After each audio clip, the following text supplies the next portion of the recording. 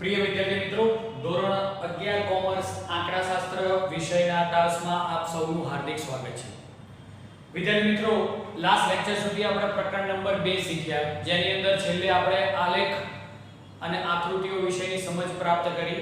આકૃતિઓને અલગ અલગ પ્રકારના આલેખ પત્ર ઉપર દોરી અને આપણે સમજૂતી કેળવી કે કેવી રીતે આકૃતિ દોરી શકાય.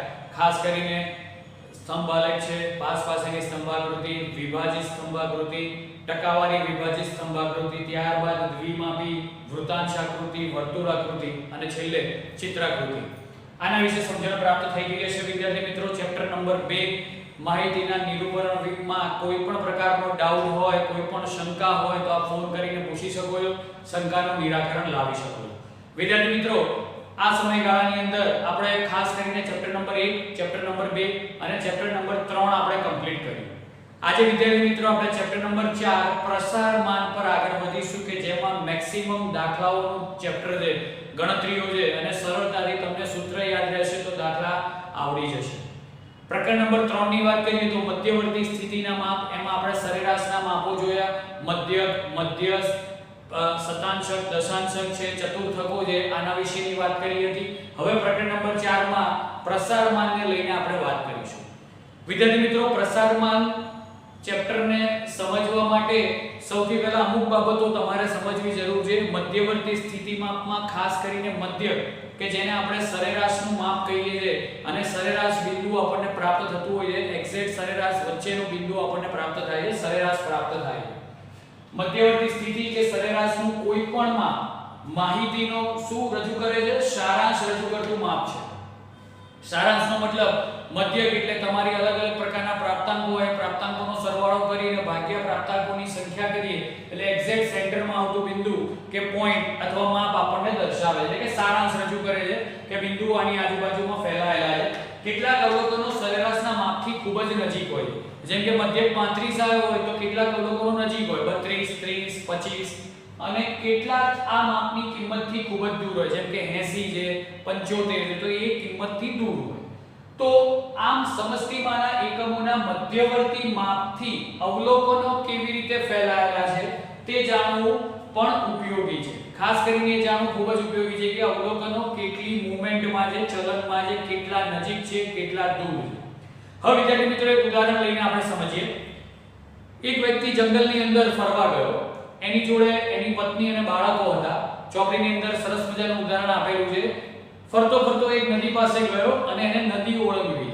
હવે નદીની અંદર જો સરેરાશ માપને ધ્યાનમાં લઈએ તો 125 ફૂટ જેટલું ઊંડું છે. 125 ફૂટ નહીં પણ આપણે સેન્ટીમીટરની વાત કરીએ, 125 સેન્ટીમીટર નદી ઊંડી. પણ જો નદીની મધ્યમાં જઈએ તો ત્યાં એ માપ 150 સેમી જેટલું થઈ જાય. એનો મતલબ એવો થયો કે જો મધ્યકની રીતે સરેરાશ માપ શોધીને નદી ઓળંગીશું તો ખાસ કરીને નાના બાળકોએ નદીને ઓળંગી નહીં શકે, કેમ કે એના બાળકની ઊંચાઈ એ 90 સેન્ટીમીટર છે. એટલે તમને ખ્યાલ આવી જાય કે ભાઈ ખાસ કરીને સરેરાશ માપ કેટલું? 120 સેન્ટીમીટર. મધ્યની અંદર એની ઊંડાઈ કેટલી? 150 સેન્ટીમીટર. અને બાળક જે એની સાથે ફરવા ગયું છે એને જો ઓળંગવી હશે નદી તો એનું જે ઊંચાઈ છે એ 90 સેન્ટીમીટરની છે. હવે તમે સમજી શકો છો વિદ્યાર્થી મિત્રો કે જો એ બાળકને આપણે સાથે લઈ અને નદી ઓળંગીએ તો શું પરિસ્થિતિ સર્જાય.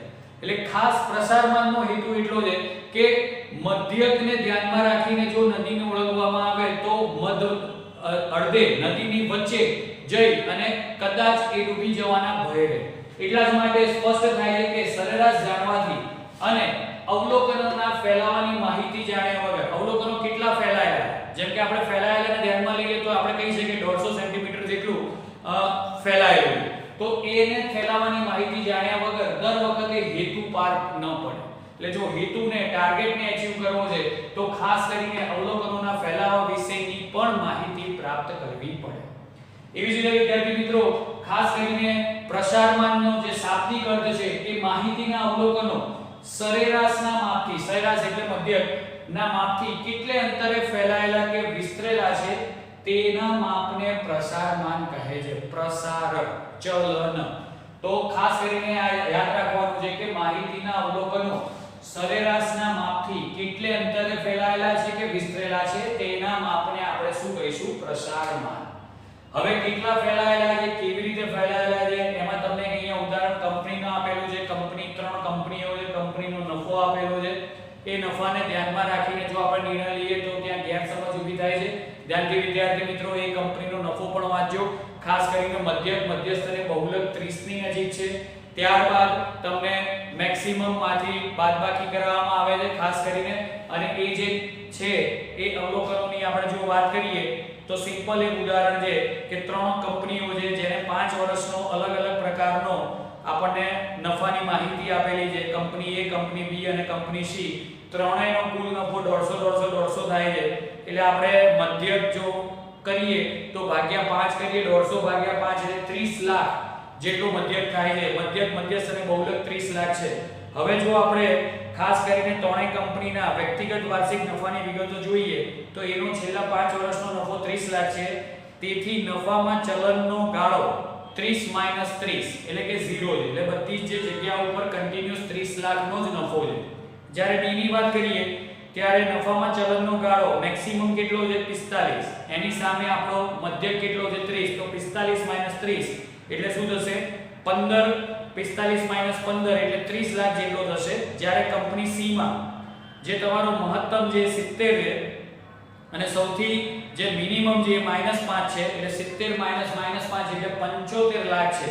એટલે અહીં કંપની એના બધા જ વર્ષોમાં નફો એક સમાન છે જ્યારે ચલન બિલકુલ નથી. જ્યારે B ના વાર્ષિક નફામાં સરેરાશ માપ 30 લાખની નજીક છે પરંતુ C ના વાર્ષિક નફામાં તેના સરેરાશ માપ 30 કરતા ઘણો દૂર વિસ્તરેલું છે. એટલે એને ધ્યાનમાં લઈ અને આપણે નિર્ણય લેવા પડતા હોય છે. એટલે ચલન ખાસ ઇમ્પોર્ટન્ટ છે અને ચલન જાણવા માટે એટલે સ્પિગલે વ્યાખ્યા આપેલી છે કે માહિતીના અવલોકનો સરેરાશના માપથી કેટલે અંતરે ફેલાયેલા કે વિસ્તરેલા છે તેના માપને પ્રસારમાન કહીએ છીએ. સાથે સાથે માહિતીના સરેરાશ માપની આસપાસ તેના અવલોકનો કેટલા પ્રમાણમાં ફેલાયેલા છે, સરેરાશ માપ જે આપેલું છે એની આસપાસ કેટલા પ્રમાણમાં ફેલાયેલા છે તે દર્શાવતું મૂલ્ય એટલે ચલન અથવા પ્રસારમાન. તો આ રીતે પ્રસારમાનની બેઝિક માહિતી તમારે ચોપડીની અંદર પહેલા 3 પેજ છે કે જેની અંદર અલગ અલગ ઉદાહરણ આપી અને પ્રસારમાન શોધવાની કેમ જરૂરિયાત ઊભી થઈ છે એના વિશેની વાત કરી છે. વિદ્યાર્થી મિત્રો એના રિલેટેડ કોઈ કન્ફ્યુઝન હોય તો આપ પૂછી શકો છો. ત્યારબાદ જે મહત્વનો થિયરીનો પ્રશ્ન છે પ્રસારમાનના ઇચ્છનીય લક્ષણો છે. સૌથી પહેલું લક્ષણ એ છે કે વ્યાખ્યા કેવી હોવી જોઈએ? તો સ્પષ્ટ અને ચોક્કસ હોવી જોઈએ. નંબર 2 તેને ગણતરી કરવામાં સહેલી અને સમજવામાં સરળ હોવી જોઈએ. ગણતરીમાં માહિતીના બધા જ અવલોકનોનો ઉપયોગ થતો હોવો જોઈએ. નંબર 4 ઉપર છે એક જ સમષ્ટિમાંથી સમાન કદના જો જુદા જુદા નિદર્શો લેવામાં આવે તો તેમાંથી મળતું પ્રસારનું માપ લગભગ એક સરખું હોવું જોઈએ. આંકડાશાસ્ત્રીય ગણતરીઓ કરવામાં કે બૈજિક ક્રિયાઓમાં ખાસ કરીને એ અનુકૂળ હોવું જોઈએ. અને છેલ્લી અતિ નાના અને અતિ મોટા અવલોકનોની અસર ઓછી થવી જોઈએ. એટલે પ્રસાર માટે આ ઇચ્છનીય લક્ષણો છે કે આટલા લક્ષણો હશે તો સરળતાથી પ્રસારનું માપ આદર્શ રીતે આપણને મળશે. હવે વાત કરીએ પ્રસારના જે નિરપેક્ષ અને સાપેક્ષ માપની વાત કરીશું. બંનેની વ્યાખ્યા ઇમ્પોર્ટન્ટ છે વિદ્યાર્થી મિત્રો. નિરપેક્ષ માપ કોને કહીશું? જે પ્રસારના માપને માહિતીના અવલોકનોના એકમ વડે દર્શાવવામાં આવે તો તે માપને પ્રસારનું નિરપેક્ષ માપ કહીશું. કેવી રીતે? તો દાખલા તરીકે માહિતીના અવલોકનોનો એકમ શું છે? કિગ્રા હોય તો નિરપેક્ષ જે માપ છે એનો પણ એકમ કેવો થશે? કિગ્રા થશે. તો ખાસ એ સમજવાની જરૂર છે કે ધારો કે કોઈ પણ વસ્તુની જે એકમ છે એ જો કિગ્રામાં આપેલું હોય વજન, તો વજન કિગ્રામાં આવે તો કિગ્રા પ્રમાણે જો એકમને આઈડેન્ટિફાઈ કરવામાં આવે તો નિરપેક્ષ માપ એને કહીશું. પણ વિદ્યાર્થી નું જો વજન અને કિગ્રા એટલે કે વજન અને ઊંચાઈનો જો અભ્યાસ કરવાનો હોય તો ત્યારે બંનેની ક્ષમતા કેવી અલગ અલગ છે? એકમ અલગ છે. વજન કિગ્રામાં આવશે અને ઊંચાઈ આપણને આવશે સેન્ટીમીટરમાં. એટલા માટે અહીંયા ગણતરીમાં તકલીફ ઊભી થશે. વજન કિગ્રામાં આવશે અને ઊંચાઈ આવશે સેમીમાં તો ત્યાં તકલીફ ઊભી થાય. ત્યારે આ આદર્શ માપ ગણાતું નથી. નિરપેક્ષ માપથી માહિતી મળતી નથી કેમ કે એકમ બંને બદલાઈ ગયા. એક કિગ્રા આવ્યો અને એક આવ્યો સેમી. તો બંને વસ્તુ સરખી હશે તો નિરપેક્ષ માપ આપણે શોધી શકીશું. પણ બંને જો અલગ હશે તો નિરપેક્ષ માપ આપણે શોધી શકતા નથી. વિદ્યાર્થી મિત્રો નંબર 2 ઉપર જઈએ સાપેક્ષ માપ. પ્રસારનું જે માપ એકમથી શું છે મુક્ત છે તો તેને પ્રસારનું સાપેક્ષ માપ કહે છે. ખાસ કરીને બે કે તેથી વધુ માહિતી સમૂહના અવલોકનોના એકમો ભિન્ન હોય ત્યારે તેમના પ્રસારની સરખામણી સાપેક્ષ માપથી થઈ શકે. એટલે એક કરતા વધુ એકમોની જો સરખામણી કરવી હોય તો સાપેક્ષ માપથી સરળતાથી કરી શકીએ. તો આ બંનેની માહિતી છે, બંનેના માપ આપણે શોધવાના છે. હવે ખાસ કરીને આપણે રીતને થોડાક આગળ વધારીએ. પ્રસારના માપ કરીશું. પ્રસારના ટોટલ 4 માપ છે: વિસ્તાર, ચતુર્થક વિચલન, સરેરાશ વિચલન અને પ્રમાણિત વિચલન. હવે તમને ખ્યાલ હશે કે વિસ્તાર અને ચતુર્થક વિચલન મોટા ભાગે ચડતા ક્રમમાં ગોઠવીને આપણે માપ કાઢતા હોઈએ છીએ, એટલા માટે એને આપણે સ્થાનીય માપ કહીએ. અને જ્યારે સરેરાશ વિચલન અને પ્રમાણિત વિચલનને આપણે સારાંશ માપ કહીએ છીએ, કેમ કે વિચલનનો આધાર એના ઉપર રહેલો છે, એટલા માટે આ બંનેને આપણે સારાંશ માપ કહીએ છીએ અને આ બંનેને આપણે સ્થાનીય માપ કહીએ.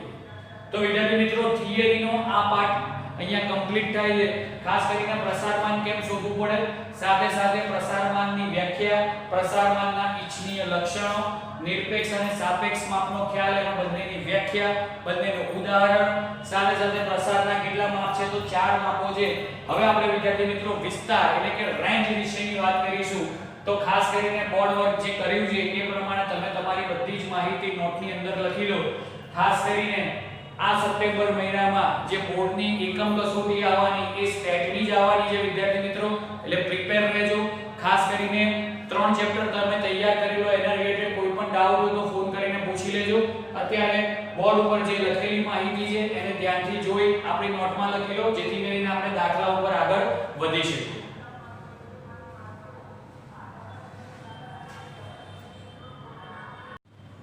તો પ્રિય વિદ્યાર્થી મિત્રો, સૌથી પહેલું પ્રસારના માપ વિસ્તારની વાત કરીશું.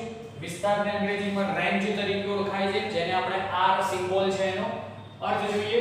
માહિતીના સૌથી મોટા અને સૌથી નાના અવલોકનોના તફાવતને વિસ્તાર કહેવામાં આવે છે. તેને સંકેત R વડે દર્શાવવામાં આવે છે. વિસ્તાર R બરોબર xh xl.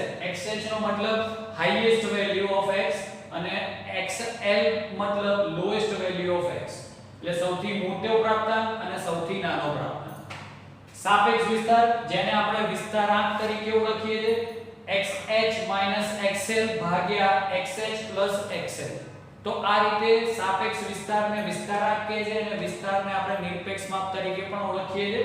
હવે એનું અનુમાન શું હોઈ શકે એના વિશેની વાત કરીએ. વિસ્તારાંક નાનો હોય તો સમષ્ટિના એકમોમાં ચલન શું છે ઓછું છે. એનો મતલબ એવો થયો કે કિંમતો એકબીજાથી બહુ અલગ નથી, નજીક છે. વિસ્તારાંક મોટો હોય તો સમષ્ટિના એકમોમાં ચલન વધુ છે, એટલે કિંમતો એકબીજાથી શું છે બહુ અલગ છે. ઉદાહરણ જોઈએ વિદ્યાર્થી મિત્રો. હવે વિસ્તારમાં આપણે 3 પ્રકારના દાખલા જોઈશું. આપણે વર્ગીકરણને સમજ્યા, ખાસ કરીને આવૃત્તિ વિતરણને સમજ્યા. તો એની અંદર સૌથી પહેલું છે કે અવર્ગીકૃત આવૃત્તિ વિતરણ, ત્યારબાદ સતત આવૃત્તિ વિતરણ અને અસતત આવૃત્તિ વિતરણ. અવર્ગીકૃતની અંદર ખાલી ને ખાલી આપણને પ્રાપ્તાંકો આપેલા હશે. અસતત આવૃત્તિ વિતરણની અંદર પ્રાપ્તાંક અને આવૃત્તિ આપેલી હશે અને સતત આવૃત્તિ વિતરણની અંદર વર્ગ અને આવૃત્તિ આપેલી હશે. તો ત્રણેય પ્રકારના દાખલા એક એક આપણે જોવાના છે, એટલે આપણું વિસ્તારનું કામ અહીંયા પૂર્ણ થશે. સૌથી પહેલા વિસ્તારમાં 2 વસ્તુઓ ખાસ યાદ રાખવાની છે. જે કંઈ બી પ્રાપ્તાંક આપેલા છે એમાંથી મહત્તમ પ્રાપ્તાંક શોધવાનો છે અને લઘુત્તમ પ્રાપ્તાંક શોધવાનો છે. ત્યારબાદ સિમ્પલ બાદબાકી કરવાની છે. તો બોર્ડ ઉપર ધ્યાન આપીશું વિદ્યાર્થી મિત્રો. ઉદાહરણ નંબર 1 ની અંદર 10 મેચોમાં એક ક્રિકેટરે જે રનનો સ્કોર કરેલો છે એ 48 75 37 52 93 81 25 72 18 અને 60 છે. તો એના ઉપરથી વિસ્તાર અને વિસ્તારાંક શોધો. તો સૌથી પહેલા વિદ્યાર્થી મિત્રો આપણે હાઈએસ્ટ વેલ્યુ શોધીશું, એટલે કે xh. આ પ્રાપ્તાંકમાંથી xh કયો બનશે? તો અહીંયા જોઈએ કે સૌથી મોટી જે કિંમત છે એ 93 છે. તો અહીંયા xh બરોબર કેટલા થશે? 93. હવે આપણે શોધીશું xl, લોએસ્ટ કિંમત. તો અહીંયા લોએસ્ટ કિંમત જોવા જઈએ તો અહીંયા 25 અને 18, એટલે કે 18 તમારી શું છે? લોએસ્ટ કિંમત છે. એટલે xh અને xl મળી ગયું. તો સૌથી પહેલા વિદ્યાર્થી મિત્રો આપણે વિસ્તારનું સૂત્ર લખીશું. વિસ્તાર R બરોબર xh xl xh કેટલો છે તો 93 છે માઈનસ xl 18 છે વિદ્યાર્થી મિત્રો બાદબાકી કરીશું 93 માંથી 18 જાય 93 માંથી 10 જશે એટલે 83 અને 83 માંથી 8 જશે એટલે આપણને મળશે 75 તો અહીંયા વિસ્તારાંક કેટલો થઈ ગયો વિસ્તાર કેટલો થઈ ગયો r વિસ્તાર બરોબર 75 બોલો વિદ્યાર્થી મિત્રો ક્લિયર છે હવે આપણે વાત કરીશું વિસ્તારાંકની વિસ્તારાંકને આપણે શું કહીએ છીએ સાપેક્ષમાં પણ કહીએ છીએ તો અહીંયા લખીશું વિસ્તારાંક સાપેક્ષમાં બરોબર આપણે સૂત્ર શું લખીશું xh xl છેદની અંદર xh xl xh એટલે હાઈએસ્ટ વેલ્યુ કેટલી છે તો 93 છે તો 93 18 ભાગ્યા 93 18 93 18 એટલે 75 અને 93 18 એટલે 103 અને 8 111 એટલે ભાગાકાર કરીશું એટલે અહીંયા આપણને વિસ્તારાંક મળશે તો વિદ્યાર્થી મિત્રો કેલ્ક્યુલેટરનો ઉપયોગ કરીને 75 ભાગ્યા 111 કરીશું તો કરીએ 75 ભાગ્યા 111 એટલે 0.67 એટલે કે 0.68 જવાબ આવશે તો અહીંયા લખી શકીએ કે બેટ્સમેન નો વિસ્તારાંક 0.68 છે તો આવી રીતે વિદ્યાર્થી મિત્રો અવર્ગીકૃત આવૃત્તિ વિતરણથી વિસ્તાર અને વિસ્તારાંક આપણે શોધી શકીએ તો હવે વિદ્યાર્થી મિત્રો થોડાક આગળ વધીશું અવર્ગીકૃતની જગ્યાએ આપણે શેના ઉપર જઈશું અસતત આવૃત્તિ વિતરણ તો અસતત આવૃત્તિ વિતરણનો દાખલાની રકમ લખીએ છીએ વિદ્યાર્થી મિત્રો ધ્યાન આપીશું અહીંયા તમારે અસતત આવૃત્તિ વિતરણનો જે દાખલો છે ઉદાહરણ નંબર 2 એના વિશેની વાત કરીશું તો તમારા ધ્યાનથી આ દાખલો થઈ ગયો છે હવે થોડાક આગળ વધીએ વિદ્યાર્થી મિત્રો ઉદાહરણ નંબર 2 ની વાત કરીશું રકમ લખું ઉદાહરણ નંબર 2 તમને અહીંયા માસિક વેતન અને કામદારોની સંખ્યા આપેલી તમને શું કીધું છે કે નીચેની માહિતી ઉપરથી આપેલા કામદારોના માસિક વેતનનો વિસ્તાર અને વિસ્તારાંક શોધો તો માસિક વેતન આપણને આપેલું છે રૂપિયાની અંદર આપેલું છે એટલે અહીંયા રૂપિયા લખી નાખીશું 3500 રકમ લખું છું 4000 5000 7500 10000 અને છેલ્લે છે 12000 આવૃત્તિની અંદર એટલે કે કામદારોની સંખ્યા પહેલામાં 3 ત્યારબાદ 21 30 19 30 19 6 અને 5 તો વિદ્યાર્થી મિત્રો આપણે સૌથી પહેલા શોધવાનું છે હાઈએસ્ટ વેલ્યુ અને લોએસ્ટ વેલ્યુ હવે અહીંયા તમારે જે બી આપેલી જે માહિતી એની અંદર તમારે ખાલી ને ખાલી xi નો ઉપયોગ કરવાનો છે સૌથી પહેલા આપણે શોધીશું xh એટલે હાઈએસ્ટ વેલ્યુ xi ની અંદર હાઈએસ્ટ હોવાનું કેટલું છે 12000 તો xh બરોબર 12000 હવે જોઈશું આપણે લોએસ્ટ વેલ્યુ xl બરોબર તો xl માં અહીંયા 3500 સૌથી લોએસ્ટ છે આ બંને મળી ગયા બાદ આપણા માટે રકમ કોઈ કામની નથી વિદ્યાર્થી મિત્રો વિસ્તારનું સૂત્ર તમને ખબર છે તો લખું છું અહીંયા વિસ્તાર બરોબર xh xl એટલે કે 12000 3500 એટલે વિસ્તાર r બરોબર કેટલો જવાબ આવશે 12000 માંથી 3000 એટલે 9000 9000 માંથી 500 જાય એટલે 8500 હવે વાત કરીશું આપણે વિસ્તારાંકની વિસ્તારાંક ઓબ્લિક સાપેક્ષમાં બરોબર xh xl xh xl લખીશું 12000 3500 અને છેદની અંદર 12000 3500 એટલે અહીંયા તમે જોઈ શકો છો કે 8500 ભાગ્યા 12 ને 3 15500 ભાગાકાર કરીશું આપણે ખાસ કરીને કે ભાઈ 8500 ભાગ્યા 15500 કરીએ વિદ્યાર્થી મિત્રો, તો 8500 ભાગ્યા 15500 કરીશું એટલે તમારો જવાબ આવે છે 0.55, એટલે અહીંયા લખીશું 0.55. તો આપણે એવું કહી શકીએ કે કામદારોના વેતનનો વિસ્તારાંક 0.55 છે. તો વિદ્યાર્થી મિત્રો આ વાત થઈ અસતત આવૃત્તિ વિતરણ, ખાસ કરીને xi અને fi એટલે કે પ્રાપ્તાંકો અને તમને શું આપેલું છે ખાલી ને ખાલી આવૃત્તિ. તો એના ઉપરથી તમે આ શોધી શકો. તો સિમ્પલ છે, વિસ્તાર અને વિસ્તારાંક શોધવા માટેનું સૂત્ર પણ બહુ સિમ્પલ છે, સરળતાથી તમે શોધી શકો છો. હવે આમાં છેલ્લી વાત આપણે કરીશું, ઉદાહરણ નંબર 3 લઈશું કે જેની અંદર વર્ગ અને તમને આપેલી હોય આવૃત્તિ. તો ધ્યાનથી વિદ્યાર્થી મિત્રો દાખલો કમ્પ્લીટ કરો, ત્યારબાદ હું રકમ લખું છું જેથી કરીને આપણે સરળતાથી કામ કરી શકીએ. હવે આના પછીનો જે દાખલો છે વિદ્યાર્થી મિત્રો, જેની અંદર વર્ગ અને આવૃત્તિ વિતરણ ની અંદર વર્ગીકૃત આવૃત્તિ વિતરણ એટલે કે સતત આવૃત્તિ વિતરણનો દાખલો છે. તો એને આપણે ધ્યાનમાં લઈશું વિદ્યાર્થી મિત્રો. તો રકમ લખીએ.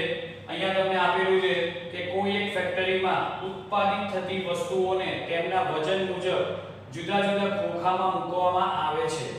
નીચે આપેલી માહિતી પરથી ખોખાના વજનનો વિસ્તાર અને સાપેક્ષ વિસ્તાર શોધો. સાપેક્ષ વિસ્તાર એટલે વિસ્તારાંક શોધવાનો કીધો છે. તો અહીંયા વિદ્યાર્થી મિત્રો આપણે રકમમાં ધ્યાન આપીશું.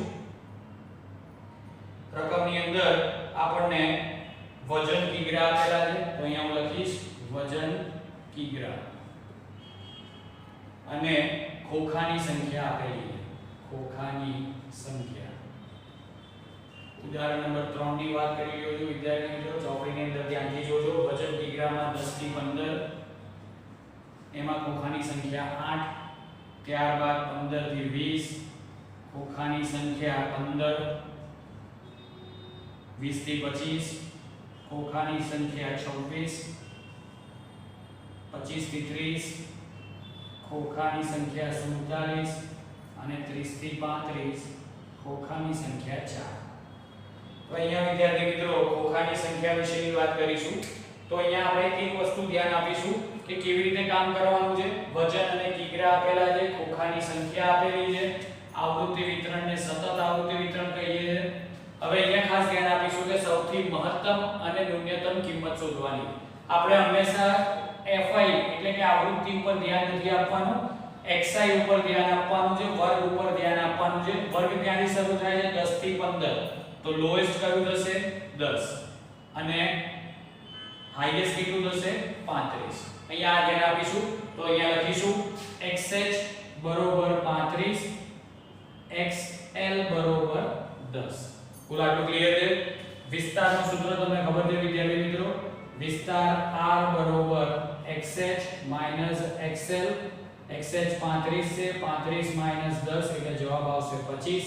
હવે વિસ્તારાંક ઓબ્લિક સાપેક્ષ માપ બરોબર xh xl upon xh plus xl. લખીશું 35 10 ભાગ્યા 35 plus 10 એટલે આવશે 25 ભાગ્યા 45.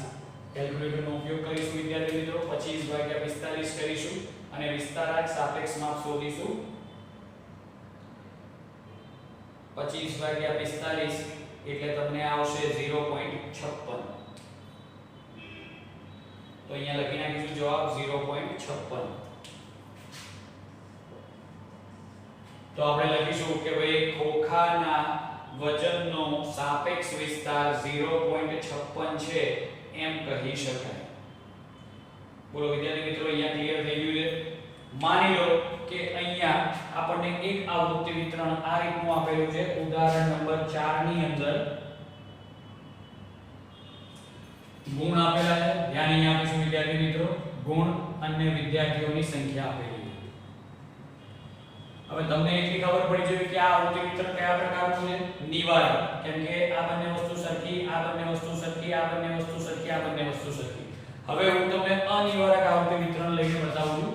50 થી 99 ગુણ આપેલા છે, 100 થી 149, સોરી 50 થી 59 આપેલા છે, 60 થી 69 આપેલા છે, 70 થી 79 આપેલા છે, ત્યારબાદ 80 થી 89 અને 90 થી 99 અને સાથે સાથે પ્રાપ્તાંક આપણને જે આપેલો છે એના વિશેની વાત કરીએ તો પ્રાપ્તાંક આપણને પહેલામાં 2 15 23 6 અને 4 23 6 અને 4 તો વિદ્યાર્થી મિત્રો અહીંયા તમારે ખાસ ધ્યાન રાખવાનું છે કે સૌથી નાની અને સૌથી મોટી કિંમત કઈ લઈશું તો અહીંયા પણ તમારે એટલું ધ્યાન રાખવાનું છે કે સૌથી નાની કિંમત આપણે કઈ લઈશું 50 અને સૌથી મોટી 99 એટલે અહીંયા લખીશું xh બરોબર 99 xl બરોબર 50 વિસ્તારનું સૂત્ર તમને ખબર જ છે વિદ્યાર્થી મિત્રો xh xl એટલે કે 99 50 એટલે 49 વિસ્તાર આવશે, ત્યારબાદ વિસ્તાર એટલે કે સાપેક્ષમાં xh xl છેદની અંદર xh xl એટલે 99 50 અને 99 50 એટલે કે 49 ભાગ્યા 149 એટલે ભાગાકાર આપણે કરીશું વિદ્યાર્થી મિત્રો તો 49 ભાગ્યા 149 એટલે 0.33 આવશે વિસ્તાર અથવા સાપેક્ષમાં। તો આ રીતે વિદ્યાર્થી મિત્રો વિસ્તારની જે વાત હતી એ આપણે કમ્પ્લીટ પૂરી કરી દીધી। ખાસ કરીને ત્રણ પ્રકારના આવૃત્તિ વિતરણની વાત કરી, અવર્ગીકૃત આવૃત્તિ વિતરણ, સાથે સાથે સતત અને અસતત। સતતની અંદર બે ભાગ જોયા, નિવારક આવૃત્તિ વિતરણ અને અનિવારક આવૃત્તિ વિતરણ। બંનેમાં આપણે સૌથી મહત્વની વાત છે કે મહત્તમ વેલ્યુ અને લોએસ્ટ એટલે કે xh અને xl આપણે શોધવાના છે અને ત્યારબાદ વિસ્તાર અને વિસ્તારાંક। વિસ્તારાંક અને સાપેક્ષ માપ બંને એક જ છે એટલે સૂત્ર તમને ક્લિયર છે। નિરપેક્ષ માપ કીધું હોય કે વિસ્તાર કીધું હોય તો આ સૂત્ર છે, વિસ્તારાંક અને સાપેક્ષ માપ કીધું હોય તો આ સૂત્ર છે। આ પ્રમાણે ગણતરી કરી અને વિસ્તાર આપણે શોધી શકીએ છીએ, ખૂબ જ સહેલું છે। તો આ લેક્ચરની અંદર આપણે વિસ્તારની વાત કરી જે તમને સરળતાથી ખ્યાલ આવી ગયો હશે। તદુપરાંત પ્રસારમાનમાં ઇચ્છનીય પ્રસારમાન ચેપ્ટર ભણવાની કેમ જરૂરિયાત ઊભી થઈ, સાથે સાથે પ્રસારમાનની વ્યાખ્યા, પ્રસારના જે માપ છે એમાં સાપેક્ષ અને નિરપેક્ષ માપની વાત કરી અને બીજા ચાર મહત્વના માપો કે જે વિસ્તાર, ખાસ કરીને ચતુર્થક વિચલન, સરેરાશ વિચલન અને પ્રમાણિત વિચલન। ત્યારબાદ વિદ્યાર્થી મિત્રો આપણે વિસ્તારના દાખલા કમ્પ્લીટ કર્યા। પ્રેક્ટિસ માટે હું તમને દાખલા આપી રહ્યો છું જેથી કરીને દાખલા કમ્પ્લીટ કરીને વિસ્તારને કમ્પ્લીટ કરજો। નેક્સ્ટ લેક્ચરની અંદર વિદ્યાર્થી મિત્રો આપણે ચતુર્થક વિચલન ઉપર જોઈશું। બહુ જ સિમ્પલ રીત છે અને સરળતાથી તમે કામ કરી શકશો। પ્રેક્ટિસ માટે જે દાખલા આપેલા છે ઝડપથી કમ્પ્લીટ કરજો। કોઈ પણ ડાઉટ હોય, પ્રશ્ન હોય તો ફોન કરીને પૂછી શકો છો। વિડિયો ગમ્યો હોય તો લાઈક કરજો, શેર કરજો, સબસ્ક્રાઇબ કરજો। સાથે સાથે 11 કોમર્સમાં જો સપ્ટેમ્બરના અંતમાં આંકડાશાસ્ત્રની યુનિટ ટેસ્ટ આવવાની છે તો ખાસ કરીને ચેપ્ટર નંબર 1, 2 અને 3 ની પ્રેક્ટિસ કરી લેજો, મહાવરો બેસાડી લેજો જેથી કરીને મેક્સિમમ માર્ક પ્રાપ્ત થાય। કોઈ પણ ડાઉટ હોય સરળતાથી ફોન કરીને આપ પૂછી શકો છો। મહેનત કરતા રહેજો। ધ્યાનથી વિસ્તારના જે આ બોર્ડ પર દાખલા ગણેલા છે આપણી નોટમાં કમ્પ્લીટ કરી લો અને નેક્સ્ટ લેક્ચરની અંદર વિદ્યાર્થી મિત્રો આપણે ચતુર્થક વિચલન ઉપર કામ કરીશું આગળ। ત્યાં સુધી વિસ્તારની પ્રેક્ટિસ કરી લો।